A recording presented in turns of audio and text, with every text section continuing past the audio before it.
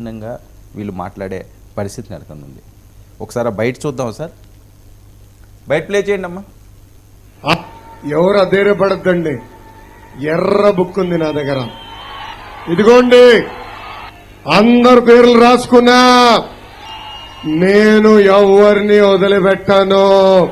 వైకాపా నాయకులు చెప్తున్నా.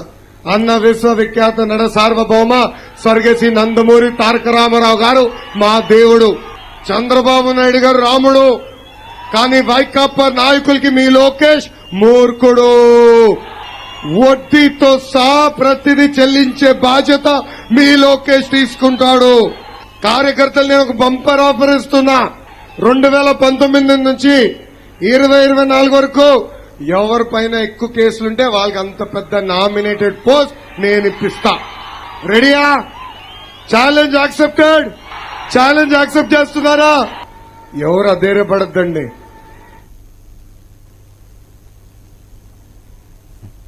సార్ ఇది లోకేష్ గారు ఛాలెంజ్ అంటున్నారు. నామినేటెడ్ పోర్టల్ అంటే ఈ రెడ్ బుక్ అనేది వాస్తవంగా భారతదేశంలో ఒకటే బుక్ ఉంటుంది చట్టానికి, అది రాజ్యాంగ బుక్. సార్ మనతో పాటుగా జేడీ లక్ష్మీనారాయణ గారు కూడా జాయిన్ అయ్యారు. నమస్తే జేడీ గారు. నమస్తే నమస్కారం సార్. సార్ నాగేశ్వర్ గారు ఉన్నారు. నమస్తే ప్రొఫెసర్ గారు. నమస్కారం. అంటే సార్ చెప్పాలి సార్. సార్ విశేషంగా జేడీ లక్ష్మీనారాయణ గారు పోలీస్ అధికారిగా చాలా ఉన్నత స్థాయిలో పనిచేశారు. అవును, 2 తెలుగు రాష్ట్రాల ప్రజలు చాలా గౌరవించేటువంటి వ్యక్తి. సార్ ఏంటి ఈ రెడ్ బుక్ రాజ్యాంగం అనే వివాదం నడుస్తుంది. నేనన్నది ఏంటంటే రెడ్ బుక్ కాదు, ఒకటే ఉంటుంది రాజ్యాంగం బుక్ అని. ఏమంటారు సార్? రెడ్ బుక్ అన్నది యాక్చువల్ గా రెఫరెన్స్ చూస్తే ఒక కార్ల్ జంగ్ అని స్విట్జర్లాండ్ అతను ఒక పుస్తకం, అదిలో కవితలో రాశాడు. దానికి పుస్తకం కవర్ రెడ్ గా ఉన్నదల్లా దాన్ని రెడ్ బుక్ అంటారు. కానీ ఇక్కడ మన ప్రాంతాలలో రెడ్ గురించి చర్చలు జరుగుతున్నాయి. ఆ తర్వాత మీరు అన్నట్టు ఖచ్చితంగా రాజ్యాంగం అమలు ఎప్పుడూ అవ్వాలి. ఎందుకంటే రూల్ ఆఫ్ లా అనేది చాలా ముఖ్యం. ఏ రాష్ట్రానికైనా దేశానికైనా rule of law adherence to the constitution, రాజ్యాంగ విధంగా పరిపాలన సాగడం అన్నది చాలా ముఖ్యం. ఈ సందర్భంగా ముఖ్యంగా పోలీసు యంత్రాంగం గురించి, ఎందుకంటే ఈ రెడ్ బుక్ లో ఉన్న పేర్ల వాళ్ళ మీద పోలీసు యాక్షన్ తీసుకుంటారు కానీ ప్రజలు చర్చ. యాక్చువల్ గా పోలీస్ అన్నది రూల్ ఆఫ్ లా పనిచేయడానికి ముఖ్యంగా మనకు 2 జడ్జిమెంట్స్ చాలా ముఖ్యం ప్రొఫెసర్ గారు. ఒకటి వచ్చేసి వినీత్ నారాయణ జడ్జిమెంట్ ఒకటి, తర్వాత వచ్చేసి ప్రకాష్ సింగ్ జడ్జిమెంట్ అని సుప్రీం కోర్టులో, ఇది 2006 లో వచ్చింది పోలీస్ రిఫార్మ్స్ గురించి. యాక్చువల్ గా పోలీసు సంస్కరణల గురించి 1977 లో ధర్మవీర కమిషన్ అని ఒకటి ఏర్పాటు చేశారు. ఆ తర్వాత సోలి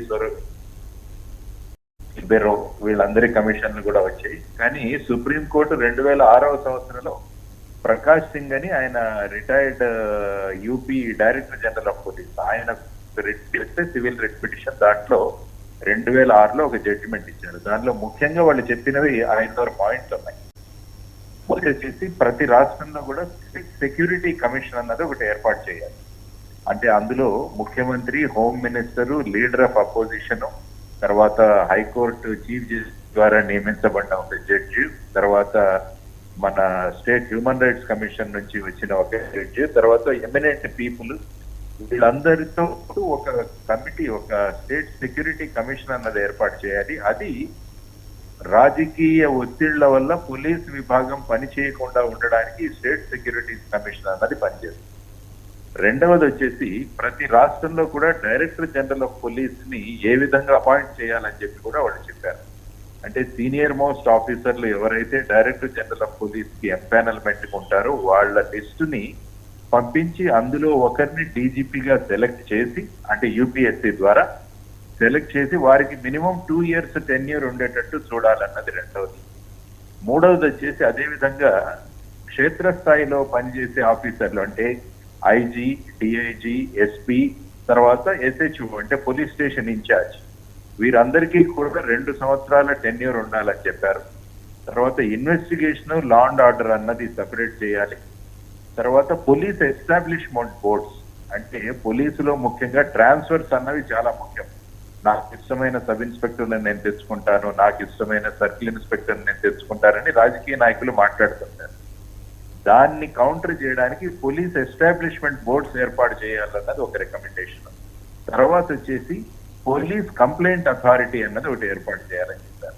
అంటే జిల్లా లెవెల్లో కూడా అప్ టు డిఎస్పీల వరకు ఏవైతే కంప్లైంట్స్ వస్తాయో పోలీసుల మీద వాటిని ఎంక్వైరీ చేయడానికి ఒక రిటైర్డ్ డిస్ట్రిక్ట్ జడ్జి లెవెల్లో ఉన్న ఆఫీసర్ వారి ఆధ్వర్యంలో ఒక పోలీస్ కంప్లైంట్ అథారిటీ, అదేవిధంగా స్టేట్ లెవెల్లో స్టేట్ పోలీస్ కంప్లైంట్ అథారిటీ, వీటిని ఏర్పాటు చేయాలని చెప్పేసి ఆ జడ్జిమెంట్ లో సుప్రీంకోర్టు చెప్పడం జరిగింది. అదేవిధంగా నేషనల్ లెవెల్లో కూడా నేషనల్ సెక్యూరిటీ కమిషనర్ కూడా ఏర్పాటు చేయాలి. కానీ ఇది 2006లో చెప్పినా కూడా చాలా రాష్ట్రాల్లో వీటి అమలు జరగడం లేదు. అందువల్ల మనం చూడాల్సింది ఏంటంటే ఈ జడ్జిమెంట్ యొక్క అమలు తూచా తప్పగా జరగగలిగితే మనం ఏదైతే అనుకుంటున్నామో పోలీస్ వర్కింగ్ లో రాజకీయ పార్టీల యొక్క ఇంటర్ఫీరెన్స్, గవర్నమెంట్ యొక్క ఇంటర్ఫీరెన్స్ కూడా దానిలో తగ్గించవచ్చు అన్నది మనం అనుకోవాలి.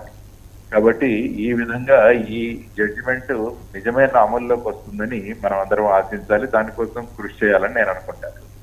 కానీ మీరు అన్నట్లు అది ఐడియల్ సిచ్యువేషన్, కానీ జరిగేది మనందరికీ తెలుసు. రాజకీయ వ్యవస్థ ఈ పార్టీ ఆ పార్టీ అంత సంబంధం లేదు. ఎవరు అధికారంలో ఉంటే వారు పోలీస్ వ్యవస్థను ఉపయోగించుకోవడము, ఇతర అధికార వ్యవస్థలు ఉపయోగించుకోవడం జరుగుతుంది. గతంతా 5 ఏళ్ళు రాజారెడ్డి రాజ్యాంగం అమలైందని టీడీపీ ఆరోపించింది. ఇప్పుడు రెడ్ బుక్ రాజ్యాంగం అమలవుతోంది అని జగన్ ఆరోపిస్తున్నాడు. మనలాంటి వాళ్ళు అంటాం, అయ్యా రాజారెడ్డి రాజ్యాంగాలు రెడ్ బుక్ రాజ్యాంగాలు కాదు, అంబేద్కర్ నాయకత్వంలో రచించబడిన భారత రాజ్యాంగం అమలు కావాలి అని.